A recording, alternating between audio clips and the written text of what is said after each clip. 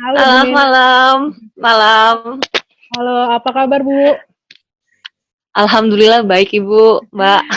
Oke, Bu Nena ini juga bekerja di klinik kesehatan ya di Belitung ya Bu Nena sebagai Ya, front rumah office. sakit, rumah sakit. Iya, Iya, di rumah sakit ya Bu ya. Jadi Bu ya, Nena ini rumah sakit. langsung berhadapan dengan banyak orang yang datang, bahkan Iya, mungkin bisa jadi ODP juga ya Bu ya, atau iya, yang benar Mbak. terinfeksi dan sebagainya. Jadi challenge-nya Bu Nena di pekerjaannya juga cukup cukup tinggi ya.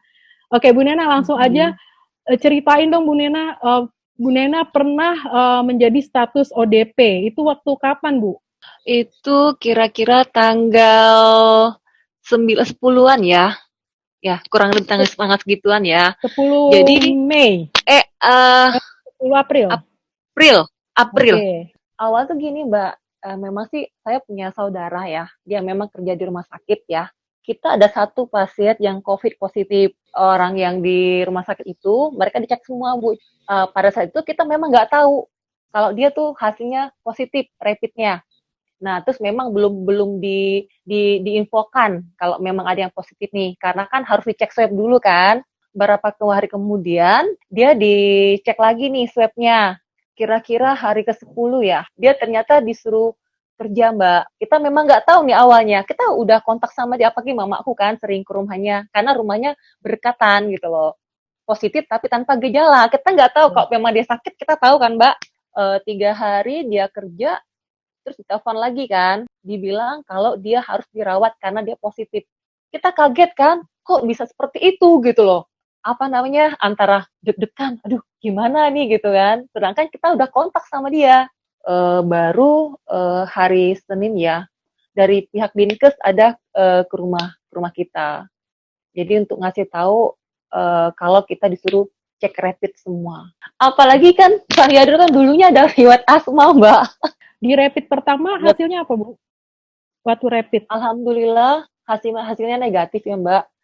Tapi aku selalu bilang sama mereka, ayo selalu berpikiran positif, banyak ibadah, banyak doa, dan aku harus aku kasih semua keluarga aku harus minum hidrogen fonten. Oke.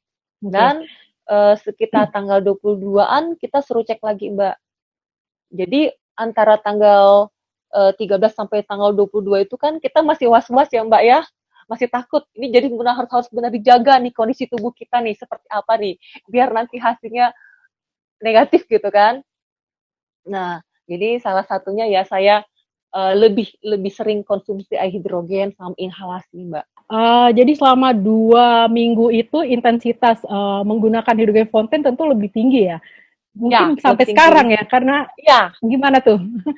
iya, kan kalau kalau saya biasanya kerja kan paling-paling dapatnya cuma malam ya Mbak ya, malam sama subuh lah, bisanya kan habis habis sholat subuh kan. Nah, jadi pada saat isolasi tuh jadi lebih sering inhalasi gitu Mbak. Jadi kalau lagi baca inhalasi, lagi nonton TV inhalasi gitu loh. Karena Oke. yang aku takutkan ya ada mamaku yang usianya udah 60-an, ada ponakanku yang masih usianya 6 tahun kan rentan ya Mbak itu kan masa-masa gitu kan umur-umur segitu gitu. Jadi orang tua, anak juga pakai, ponakan juga pakai, hidrogen fonten ya saat Iya, diisolasi itu. aku iya, Bu Nena juga punya riwayat asma ya Bu ya, itu juga yang bikin risikonya lebih besar saat saat tahu bahwa saudaranya yang kontak setiap hari langsung dengan rumah yang berdekatan, karena saudara deket banget ya Bu ya ini ya. iya, deket banget, deket Ah, banget. Nah Bu, riwayat asma ini Ibu kan sudah lama ya pakai hidrogen fonten ya. Gimana, Iya, gimana Bu sekarang perkembangannya? iya, alhamdulillah sih Mbak ya. Saya tuh kenal hidrogen fonten tuh udah dari tahun 2016 gitu kan.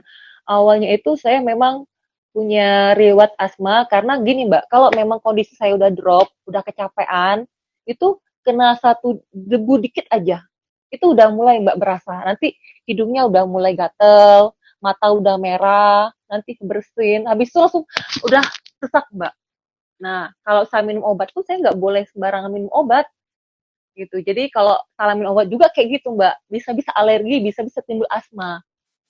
Nah, jadi Hmm. alhamdulillah semenjak saya konsumsi hidrogen fonten, alhamdulillah banget sampai saat ini saya nggak pernah namanya asma. Paling-paling ya udah capek dikit, agak-agak bersin meler, udah istirahat, inhalasi, alhamdulillah udah normal lagi, Mbak.